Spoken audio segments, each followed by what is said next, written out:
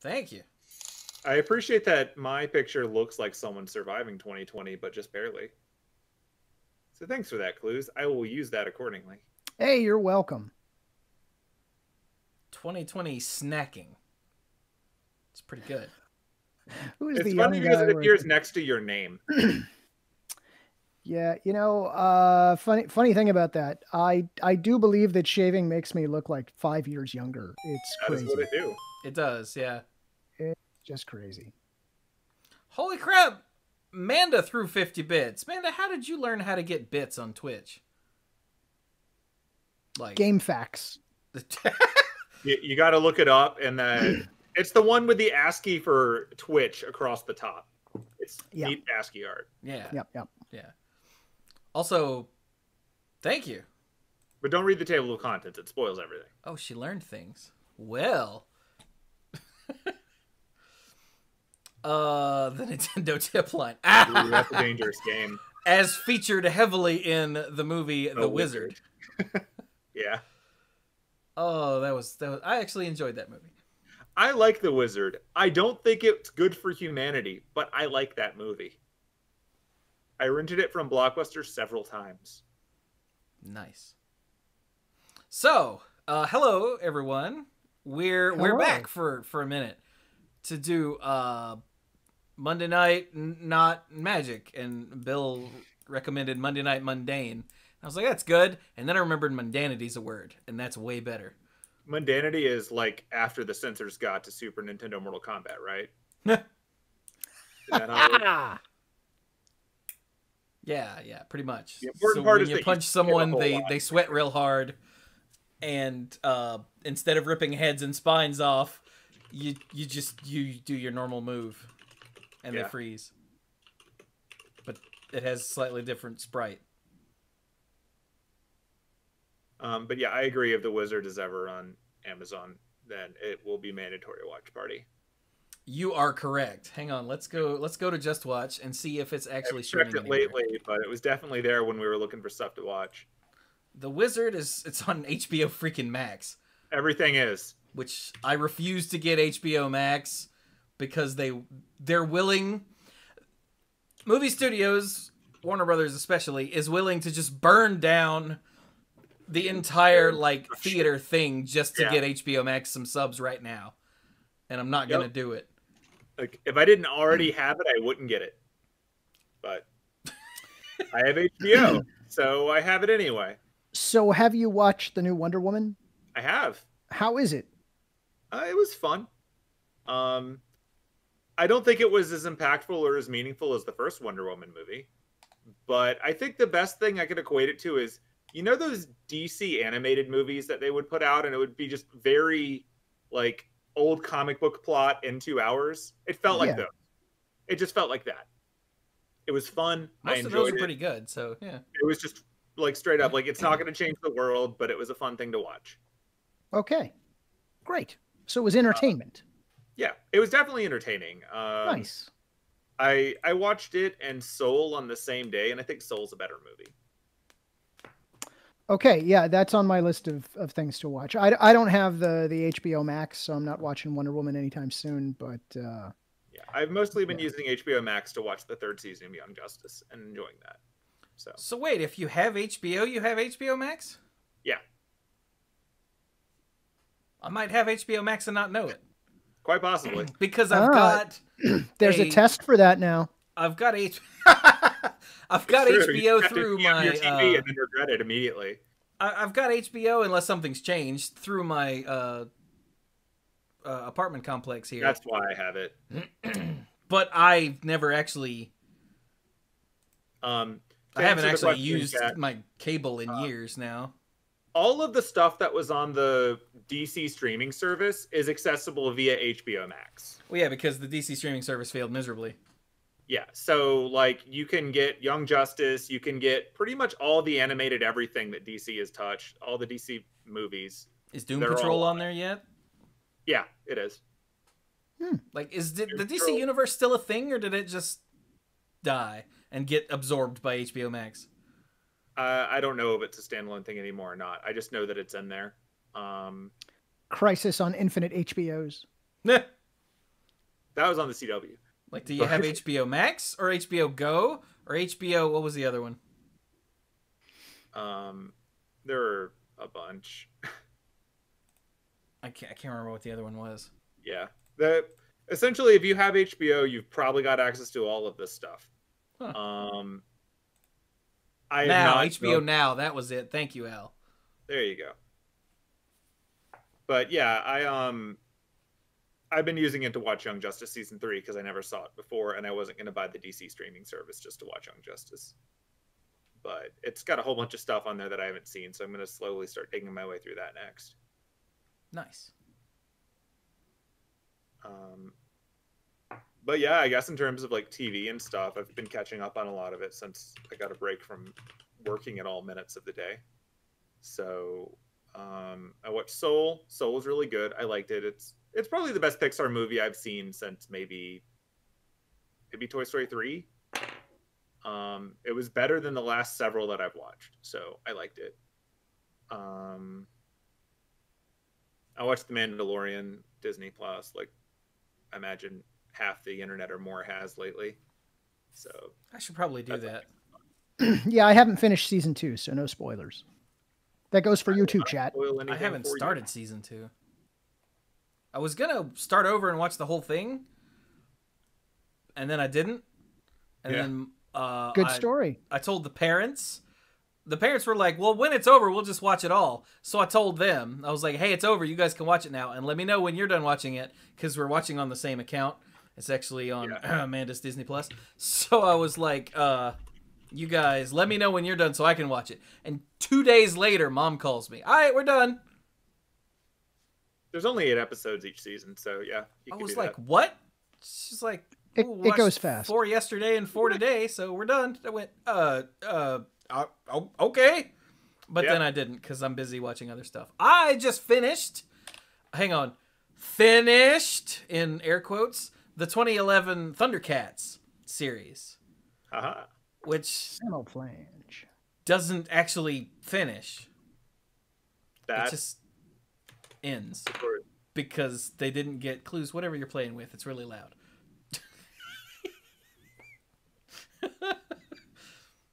Now he's sad. Wait. But anyway, I forgot what I was saying. Oh, yeah, I think they were expecting a second season, and then they didn't get it. So, like, it just ends. Yeah, that sounds like a thing that happened to a lot of shows. And it was so disappointing. Like, I knew it didn't have an ending, but I thought it might have, like, something that resembled, like, a stopping point. No. There's, like, a big moment. Yeah. And then the credits roll. And I went, wait, what? What? Well, what? Maybe in 8 more years they'll put it on a streaming service. That streaming service will fail, and then they'll add it to HBO Max. Does it turn out that Mum-Ra is Snarf? Other way around. Spoilers. Okay. All right. Yeah. Great. It turns out you never saw Snarf and Mum-Ra together at the same time. That sounds right. Excuse me. But so the whole Snarf thing is really just a distraction, so you never suspect it. I do like Snarf in this cartoon a lot better than the original because Snarf is not sentient. That's not really a high bar, though. Exactly. I mean, Snarf was only barely sentient before. Yeah, but he could talk and form sentences. This one is literally a pet. That was a crime. Snarf like, speaking and was a crime. That's it. Yeah. That's fair. Let's see. I'm almost done with season 2 of One Punch Man, finally. Haha. Whoa. Hold it. Holding. There's a season 2 of One Punch Man? Yeah, it's on Hulu. Years old now. I have Hulu. Why am I not? God, I gotta take some notes. I mean, fair warning to you, Clues. A different studio animated it, and it showed. I have not noticed that much difference. Fair enough. And I watched season 1. So I've watched season 1 in English twice before. Yeah. Because that's all that's on Netflix. But Hulu has the dub and the sub. So I decided to watch the sub this time, and I'm sorry. I decided to watch the dub this time because Netflix only had the subtitles. So I watched the dub, and other than I don't really like the guy they got to do the voice for Genos. It was pretty good. Like, his performance was fine. His voice just didn't work for the character in my head. But now season 2 only has subs, so I'm watching the subs again. So I'm sorry. I watched season 1 in Japanese with subtitles twice before. And once it was over, I just went straight into season 2, and I haven't noticed a huge difference in the animation. Like, you think that's just because you're a big anime person? It could be. I mean, I also acknowledge that, like, I haven't seen the second season. I've seen clips of the second season, and they've been shown to me in the framework of, look at how much less amazing this looks now from anime nerds. So they could have been cherry picking the worst of it versus the best of the first season. Nerds love to do that. That is true. Nerds do that. Like, all the scenes of Saitama being, doofy are just as doofy, and all the scenes of Saitama being badass are just as badass. So maybe it's a nuance thing that I just don't have. Well, I also remember the anime nerds that were constantly complaining that Dragon Ball Super is not the same style as 25 years ago animation. It's like, well, no kidding. Yeah. We do things digitally now. What, it's not?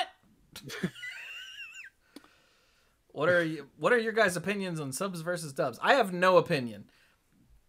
I have one opinion. For the most part, I don't care. Go for it, whichever one you like the best. Yeah. Some people like some more than others. The only one where I have a strong opinion on is Cowboy Bebop, and that's because I love the English language voice of Spike.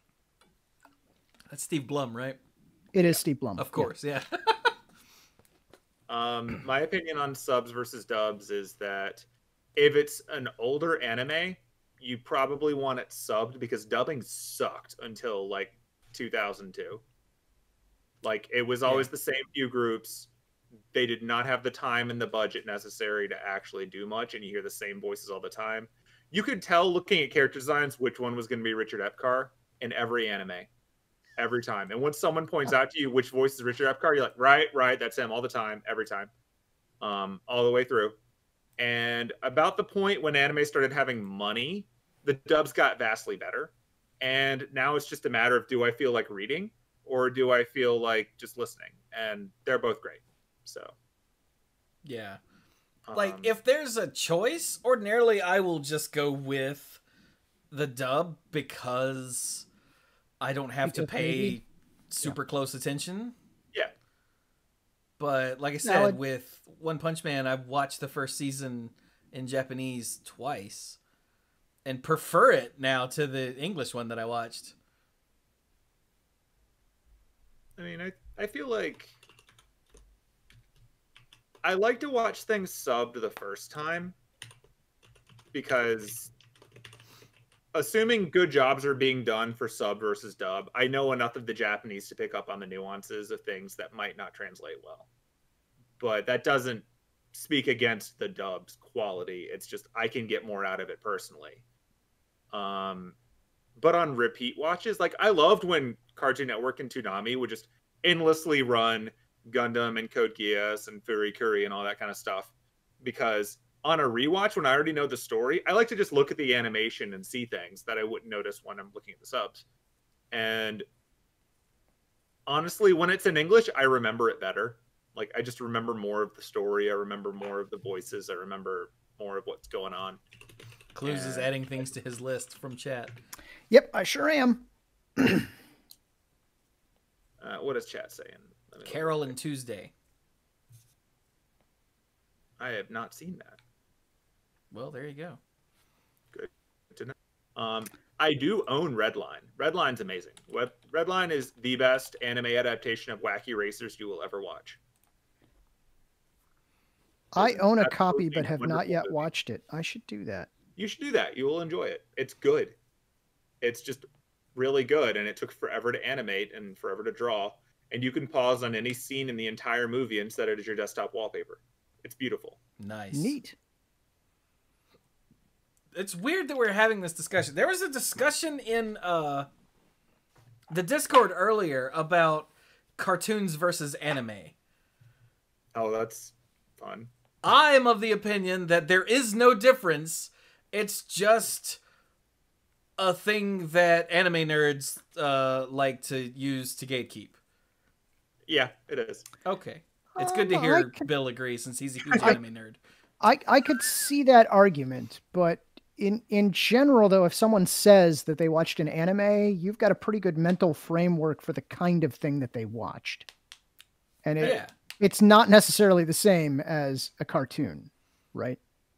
I think that for the most part, in America, when people say anime, they have a thing in mind that has certain tropes and certain stylistic things. And there's a lot of stuff that's animated in Japan that Americans would not think is anime. So I think that depending on the context, it could either be used for, it's the style of stuff that was really popularized as anime in America, and people get that. But realistically, like, a lot of old anime looks really close to like Hanna-Barbera cartoons. And it's true. Before that, Disney cartoons. And a lot of modern anime is all over the place. It's just we only pick up the things that look a certain style and bring those to America, so that's what people think it is. Yeah. Like, one person in the Discord earlier said that they don't like anime. And we were like, what don't you like about anime? Because I used to say I don't like anime, but there have been several anime that I've watched and freaking loved, like One Punch Man and Cowboy Bebop and the first season of Death Note and the first 2 seasons of Castlevania, because I still never watched 3. And he said, the main things that creep me out in anime are sexualizing underage girls, yes. Fair. Over-sexualizing women in general, yes. Yeah. Fair. Long stretches of gaspy breaths meant to show distress, that bothers me too. Sure. And to a lesser extent in stories, extreme power creep and overpromising on story hooks, but never paying off. Like a very imaginative world full of wonder, where nothing is ever really explored. I'm like, I hate all those things too! Yeah. Totally valid. So, but that's still not all anime. Like, I was like, look, I'm sure it's not that you hate anime. I'm sure it's you hate those anime. There's got to be something that's called anime that's right for you. I don't know what that is because I don't know what you like, but I'm not gonna like be like, oh, you should watch this, because I don't care if you watch anime, and I don't know what you like and don't like. So certain tropes are easier to sell in America, and those skew the popular perception of what anime is by a bit. Like, most of what people like in America was heavily influenced by Cartoon Network and Adult Swim.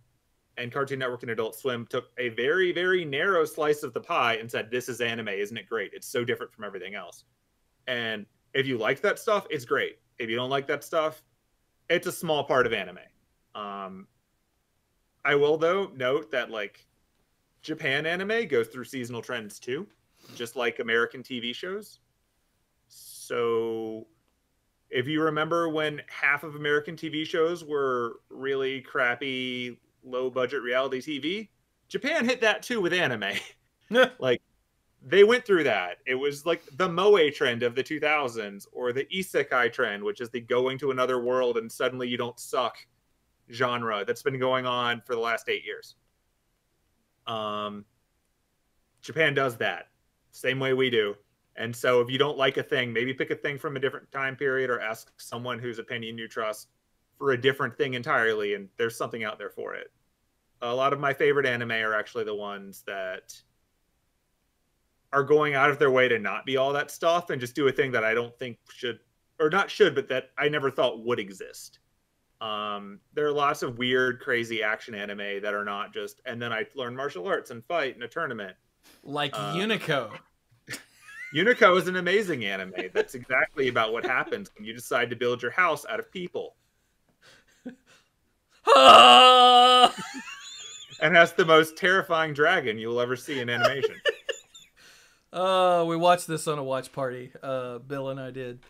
Yeah. It was brilliant. There were 2 Unico movies, and we watched them both, and we had fun. They're different from one another as well. Yeah, on an odds and ends a long time ago, I asked Bill about anime. I was like, he's like, well, what do you like? I said, I like Cowboy Bebop. I like the first season of Death Note, and I liked there's something else, like the Golgo 13. Yeah. Whatever series that was, because apparently he's had several. Yeah. And he goes, okay. And he rattled off like 4 or 5, and they happened to all be on Hulu. And I went, right.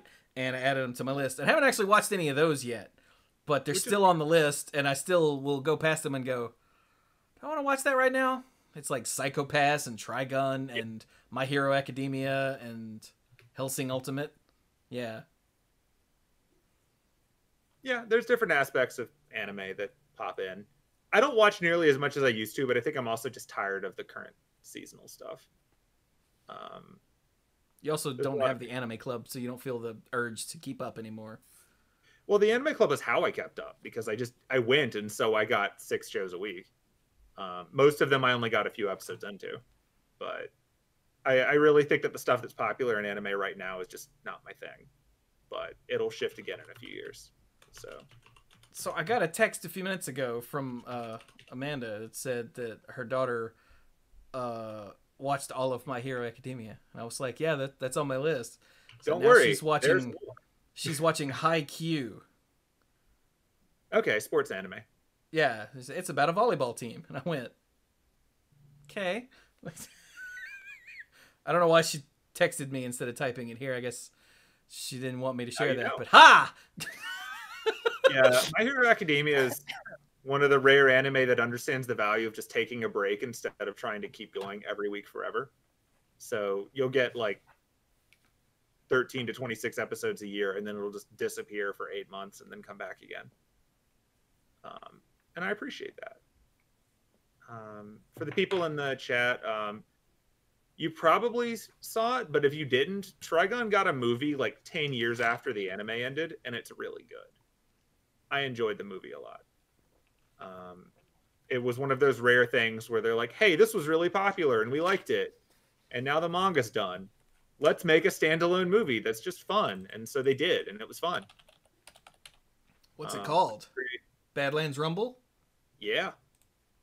That is currently on Hulu as well. Hey! Hey. It's great. Add that to the list. Clues adding that to the list. It's great. It's set during the first half of the anime when things are a lot more funny, which I appreciate. Gotcha.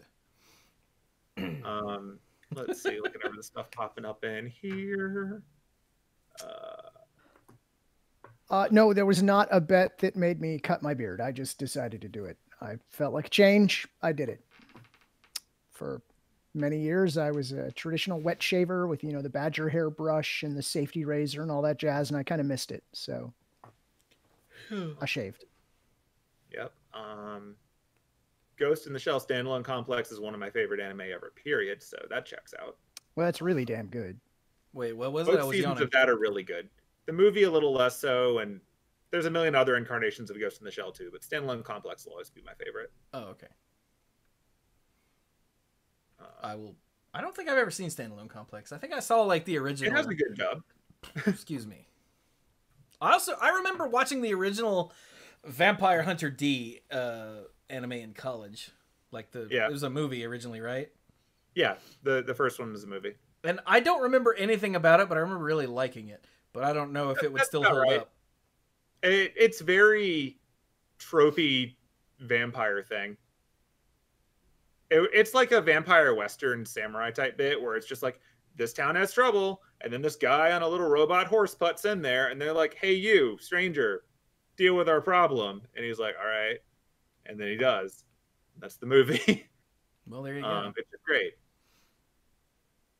Also, chat, Amanda is asking for anything that might be good for her 10-year-old kid that is on Netflix or Hulu. So by all means, hit her with stuff. I still think she should watch She-Ra, damn it. Oh, definitely watch She-Ra. She-Ra was so good. Clues. How good was She-Ra? Absolutely watch She-Ra. Like, seriously, just don't put it off. Do it. Yeah. Like, watch it like with you're gonna watch the first episode or two. You're gonna go, this is kind of goofy, and then you're gonna realize by episode 6 or 7, you're gonna be like, just put it right in my veins. I'm just gonna. I need more. Yes, it's kind of goofy, and yes, that makes it even better.